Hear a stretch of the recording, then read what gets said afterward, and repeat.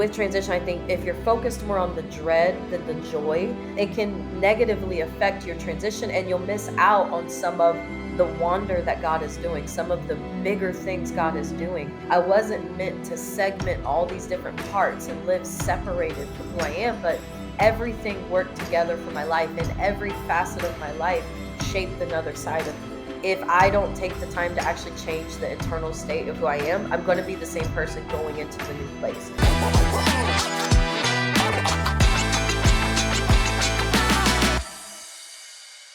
Welcome to the Rendered Hope podcast. My name is Philip Carroll and I am your host. I am so excited for the episode that I have for you today. My guest today, her name is Janelle Bush. I've known her for many years. She is the author of one book. She is the founder of Multifaceted Woman. She is the mother of three, and she is a pastor and prophet. In today's episode, we discuss the topic of transitions, what it looks like to transition from one season to the next, be that in your family, in your relationships, in your business, where you live, and things of that nature. We get into a lot of great things as we discuss things that she's learned, things that she's had to go through, even things she wished she knew before her first transitional seasons.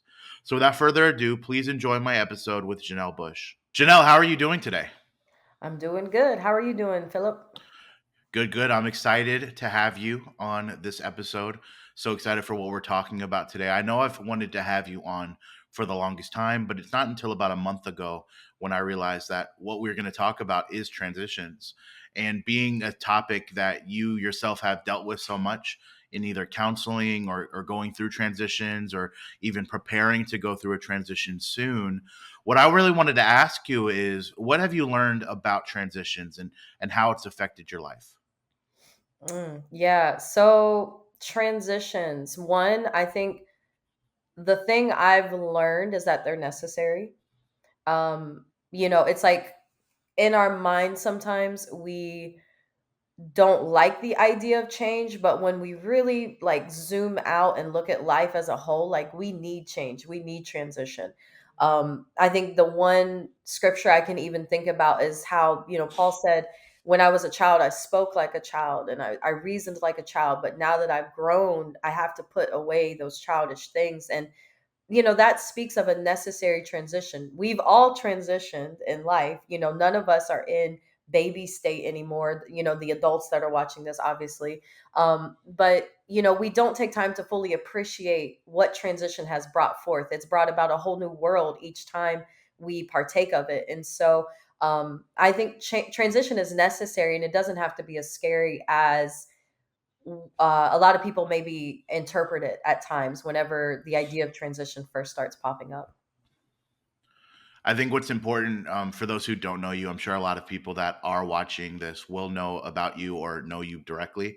But, for your life, being that you are a mother of three boys and you are involved in ministry and you do have your own business and you've previously had different business ventures and ideas and workshops, it's safe to say that your life hasn't really been able to be rooted in one location for the even the majority of your adult life. Hmm. And being that you're so busy and so involved in not just the lives of your family, but in the lives of so many people, whether it's in ministry or in business relationships, what is something you would say has helped you through these times of transition? Even if it's not you moving locations, but even you pivoting from one thing to the next, or one aspect of your life to the next, even as your brand is multifaceted women.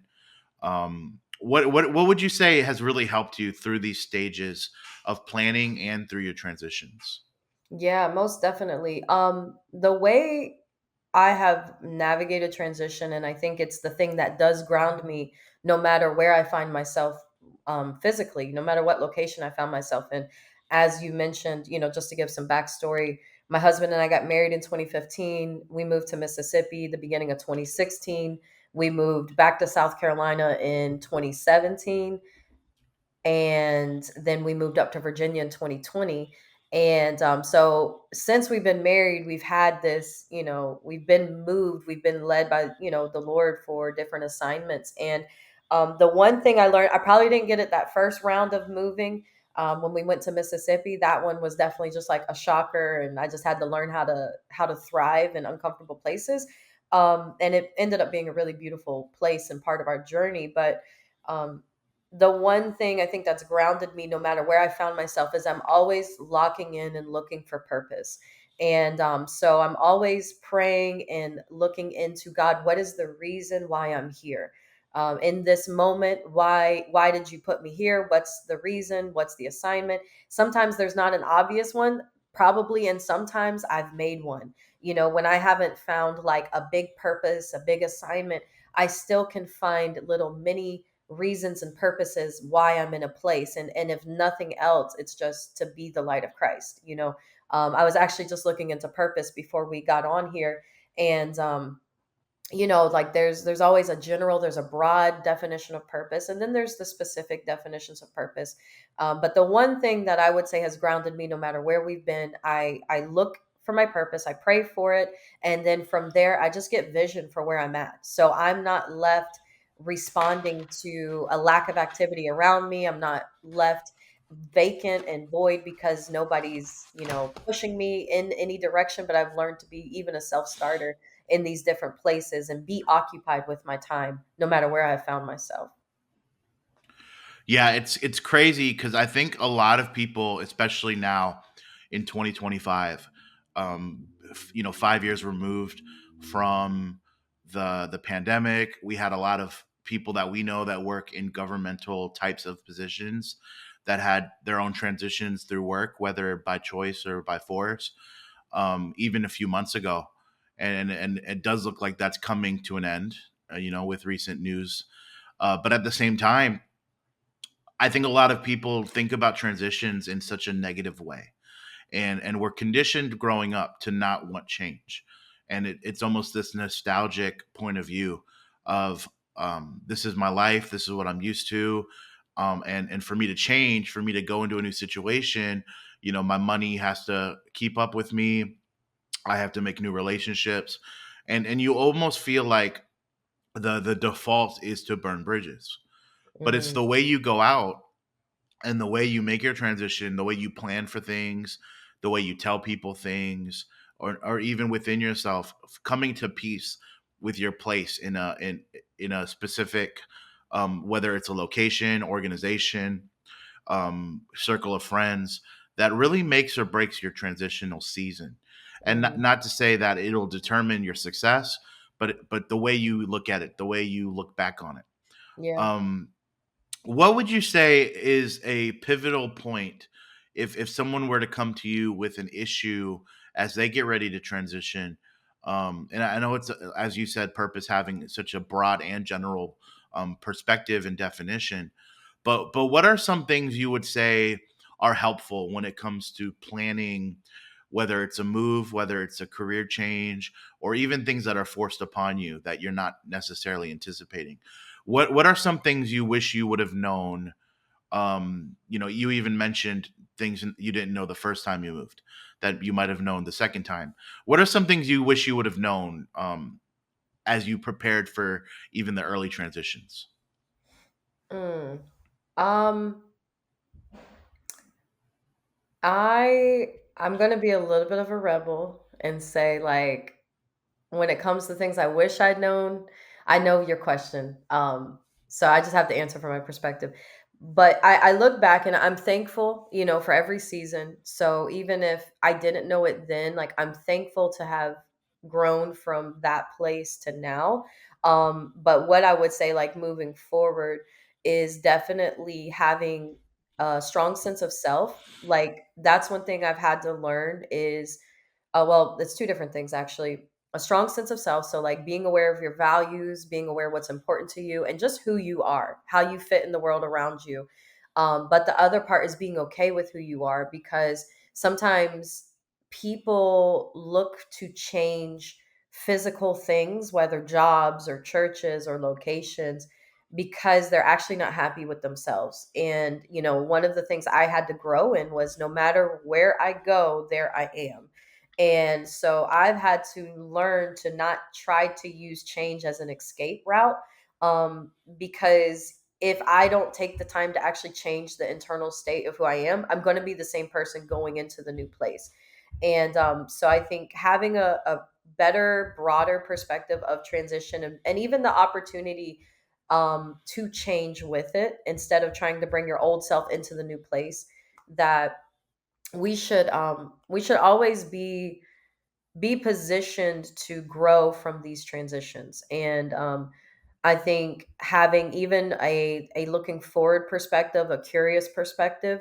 So one thing I read recently, even that one way you can avoid dread and the dread of change, because change is very dreadful for people, it's to approach it with curiosity. So to not always, like you were saying, the way you show up in a transition can affect you. And I think, scripturally we see that as a man thinks in his heart, so is he. Or even Jesus said, if your eye is good, your whole body will be good. And so, like, if you have the right perspective about something, you can show up correctly in it, even if it's not the most pleasant circumstances. If your internal perspective is fixed on the right thing, you can be grounded in these areas. And so, with transition, I think the dread, if you're focused more on the dread than the joy, or if you're focused more on what you're avoiding versus what the positive potential is of what you're moving into, it can negatively affect your transition, and you'll miss out on some of the wonder that God is doing, some of the bigger things God is doing. Sometimes we're so married to a plan that we're missing a bigger thing God wants to do, or even just yielding ourselves to him as the clay. He's the potter. Sometimes we're so fixed. That's what the scripture says. Does the clay say to the potter, what are you doing with me? It's like when we face transition, sometimes we can be so resistant to what God wants to do with us that we miss out on the beauty and on the joy, and we get wrapped up in anxiety and frustration and control issues, instead of just kind of leaning into trusting him and trusting that he's the potter, we're the clay. And if he's bringing us into a new environment, he's going to shape us for that environment. So I don't know if that answered your question, but that is some perspective I think I can add to transition. And maybe some things I didn't have when I first started, but I've since grown to walk in now. So I don't know if it answered your question all the way, but No, that's perfect. When it comes to making these decisions, I actually had a phone call with someone today, and we were talking about, their perspectives and their decision making and things that they're going through, and I started to talk about some of my own when it came to leaving certain jobs. And I think sometimes we become so rooted in where we are that it takes a negative experience to really give us peace about our transition. And not to say that it's required, but specifically when we don't belong in a place. mm, Um, like when it comes to occupation, it might be time for you to move on. It might be time for you to be passionate about something else, but you become so attached to what you're making, your schedule, your routine, and sometimes it takes an outside force to really remind you or even show you like, hey, yeah, it's time to go. And even in the other transitions of our lives, when it comes to business, when it comes to relationships, when it comes to, you mentioned, where we're at in church, a lot of people leave, and it's easy to make a decision to go, but it's harder to consider how that's going to affect the rest of your life. mm, The way you handle things, the way you move on from things, and I'm sure for you, you don't have necessarily the same relationships um that you had when you before you got married, 10 years ago. But at the same time, look at all the other relationships that have come into your life. If we treat time and people in that aspect like currency. mhm, So when it comes to transition, I'd say for those listening, and whether you've recently come out of that season or you're ready to go into a season, really take stock of what's in front of you, and how you want to be remembered, and how you want to remember your situations now, because mm, it's so easy to be desperate about moving on with your life, or whether you want to or you don't, that you lose sight of what's in front of you now. And it might be something that comes in handy later. It might be a relationship that comes in handy later, and even just finding your peace, because you never want to find yourself in a position where you're just regretful, where you're dreadful or sorrowful about what you think you lost, or at the mhm, same time what you missed out on. When it comes to business, and I know you've had different things going on over the last few years, and you've really settled on this brand of the multifaceted woman, marketing your planner. You have different workshops, you have different activities, and just different things going on around this central point of being multifaceted. Can you tell us a little bit about that? What it was the genesis of your brand, and what are some of the hopes you have for it moving forward? Yeah, yeah. I'd love to talk about that if I can. When you were talking earlier, even just about the person and career changes and all of that, I just want to touch on this and then I'll go into the genesis of the brand. Um, but this is actually something that came up in a council call for me earlier this week. And especially when you're talking about like career transitions or just life transitions, one thing that came to my mind as you were talking was a lot of times when we're facing transition, we're avoiding a fear there. So it's kind of like sometimes we're slow to move, like especially career transitions or job transitions. And it's so true. Like it's almost like Jonah, where things just start going bad till you do what you're supposed to do and go where you're supposed to go. There's been a few seasons like that for me where I know I'm staying past my time and things just start drying up.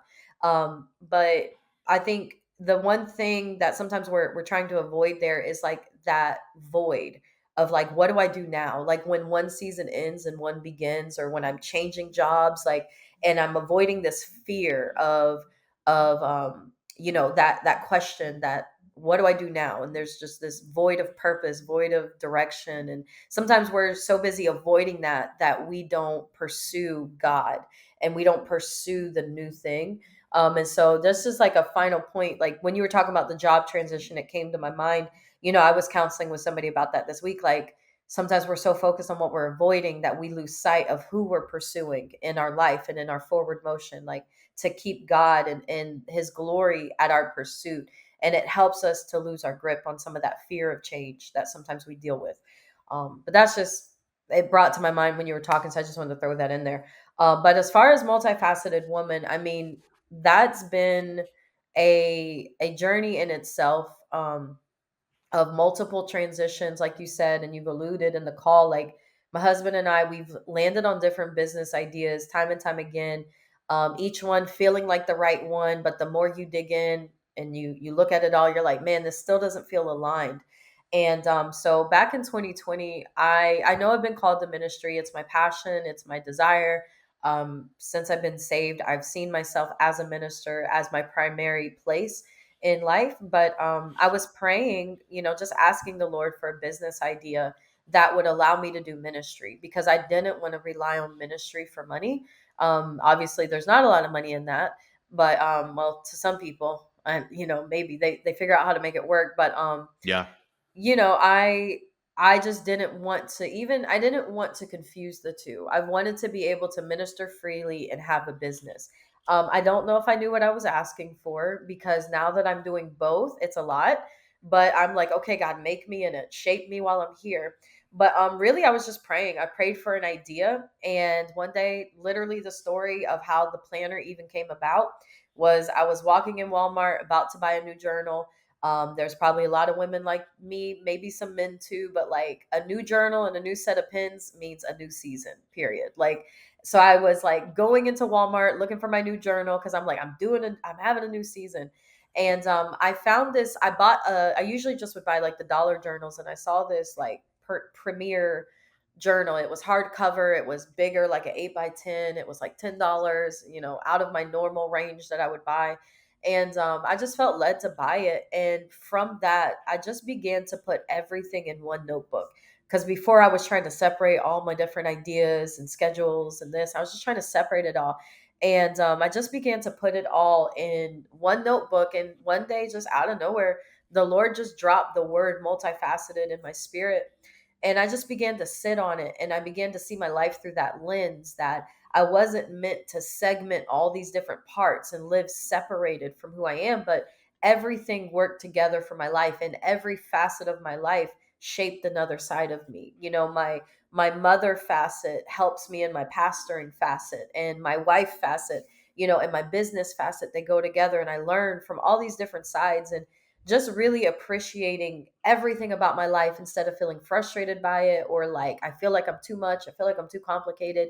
But it's just like really about owning who you are and how many different sides there are to you. Not everybody has a business side to them, not everybody has a student side, a corporate side, a parent side to them, but we all carry multiple facets in this life. And if we spend time avoiding it and running from it, we're not going to fulfill the purpose of them in our life. We're not going to reach the full potential in these different areas. And so, multifaceted is really just about embracing your complexity in the most beautiful of ways. Like, sometimes we're trying to oversimplify our lives. And so, we're miserable because we're not feeding a facet, we're not tending to a facet of our life. But when we see ourselves for who we are, as God has revealed to us, or as life has required of us, we can begin to lean into each facet of our life purposefully. And so I've made it my mission to bring language and resources that help overcome the overwhelm that comes with embracing your life as a multifaceted person. For those who deal with scheduling, like executive function things, whether it's scheduling or being a self starter, taking initiative, like I've just made it my aim to help people understand who they are, and build a life around who they are instead of trying to fit in some system that cuts off the different facets and the different sides of who you are. So that's kind of multifaceted in a bucket, in a box, in a short I think what's description. so important. I think what's so important about what you said is you said this side of me helps this side of me and is connected to this side of me, and what people don't realize is I think so many people limit themselves. I'm not this, I'm not that, this is who I am. And even as you said, limiting yourself in a box. But it's really like you're the product, not what you produce, but you're the product, and the things that come out of you are a result of investing in you as the product. A lot Yeah. of I've heard different millionaires and CEOs say that if you were to give them take away all of their money, then Yeah. they can come up with another idea that would bring them back to the level of success, Hmm. because they're the investment. And even the idea of attaching a name to something, as a sponsor, as an investor, as a partner, you're not investing in what they're giving you, you're investing in them as a person. And Yeah. you trust, because they're attached to it, that the result will be a finished and a refined and needed product. When it comes to multifaceted, you didn't ask me to do this, but I do have your planner in front of me. Oh yeah. And I'm going to flash it on the screen again. And this is something you made for me. Being a man, you made a version for me that's not the same as the woman planner. And what I've really come to enjoy is because it's not just here because I'm talking to you, but I was actually sitting here, um I actively use it, and even as I look at it now, and the things that you provide, it's like it's not just about telling um myself what I want to do. It's not just about a schedule, it's not just about my itinerary, but it's really about putting myself into this book. It's really Hmm. about putting myself into this so that every aspect of my life is covered. Because it's not just my calendar, but it's like, what are your goals? What are Yeah. you trying to accomplish? And it almost feels like, as you said, the things that you compiled in your journal and really tried to produce in a way that was not only productive, but progressive for your life, so that I'm able to track my habits, able to track my goals, and able to just, all of these things in one place.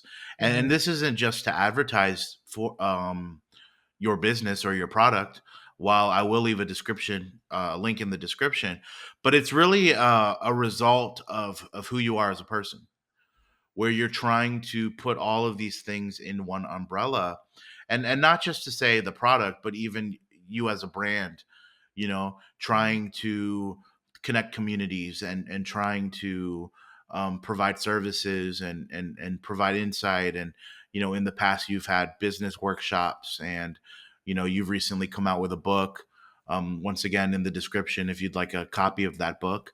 But all of these things of trying to not just sustain yourself in your transitional seasons, but also to be of good to people. You know, provide something that's not just for you, but something that people would want. Mhm. When it's come to your transitions, what has it looked like for you to become, you know, this is my marriage, this is my life, this is my move, to now, okay, how can I create a product? How can I create a service? And how can I use my time to not only push myself forward in my transitions, but to be of service to people in their transitions? Yeah. Um, I know, like, one of the drivers for me, especially when I was in the genesis of Multifaceted Woman, and it's taken on a lot of different identities since I first started. I didn't know what I was doing, I was like a kid with Play-Doh. I just make whatever I want, but then it's like realizing you need to become smarter with what you're doing. But the one theme that has traveled with the company has been a wise use of time. I think when we're thinking about resources, we don't always consider time as our resource, and it's the one thing everybody has as long as you're breathing. Um, and one thing, I may not have had the money, I may not have had, the connections, I may not have had the network or the mentors, but I had the time.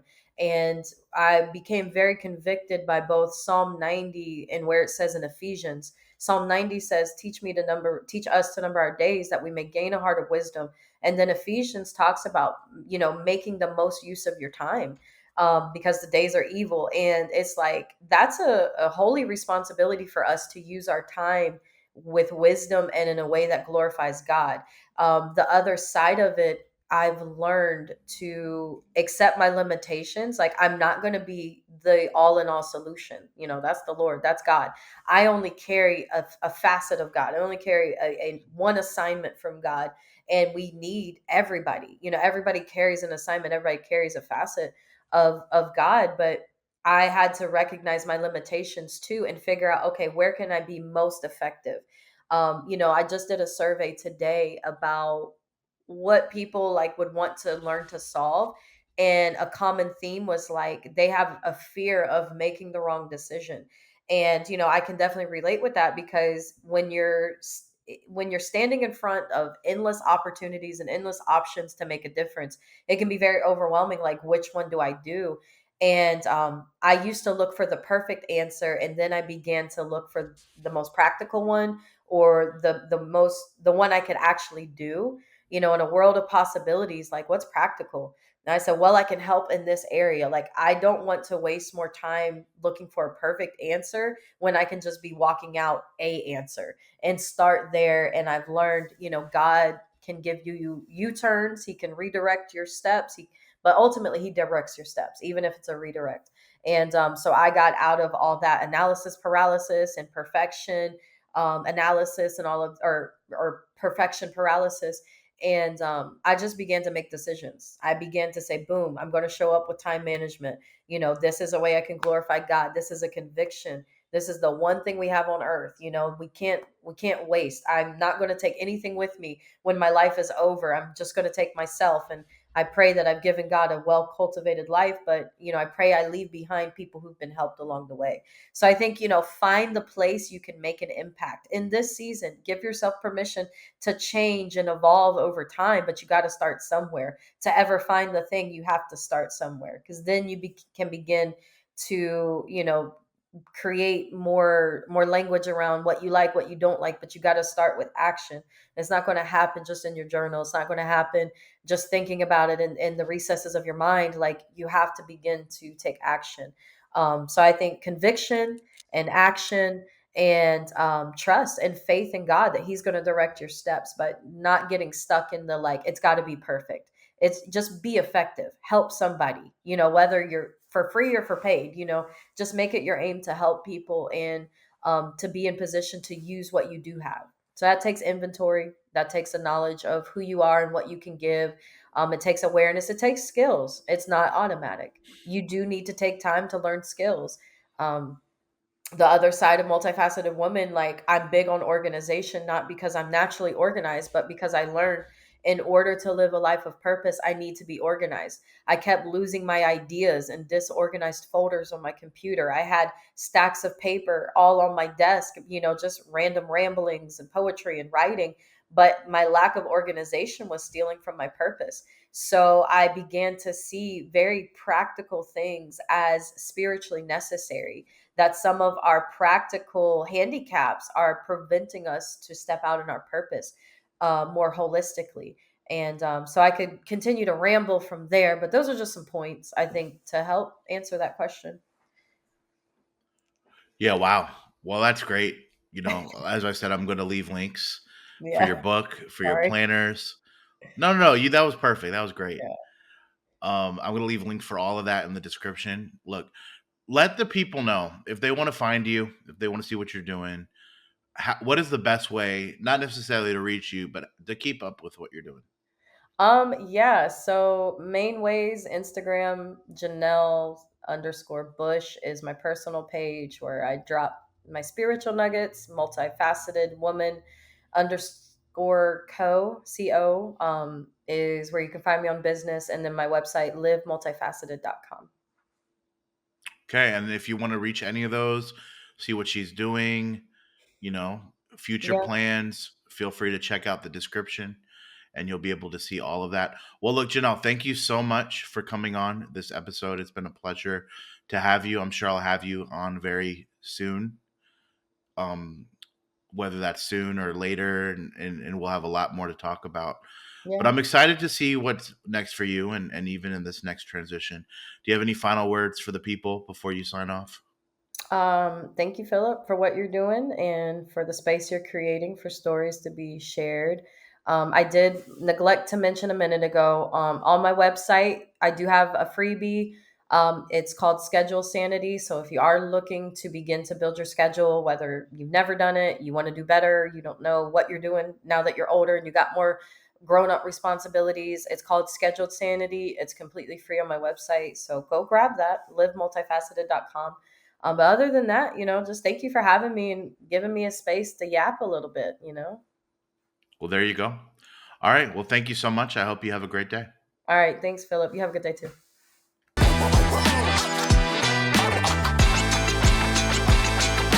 There you have it. I want to thank Janelle once more for joining us on today's episode of the Rendered Hope podcast. If you'd like to follow her, if you'd like to see what she's doing, check out any of her products, please check out the description, whether you're on YouTube or Spotify. And if you enjoyed today's episode, please consider leaving a comment, liking the video, liking the stream, subscribing to us on YouTube, or following us on Spotify, as we will be having a lot more episodes coming up in the near future. And with that being said, thank you once more for joining us on the Rendered Hope podcast. We will be back with you later this week for our next audio exclusive episode.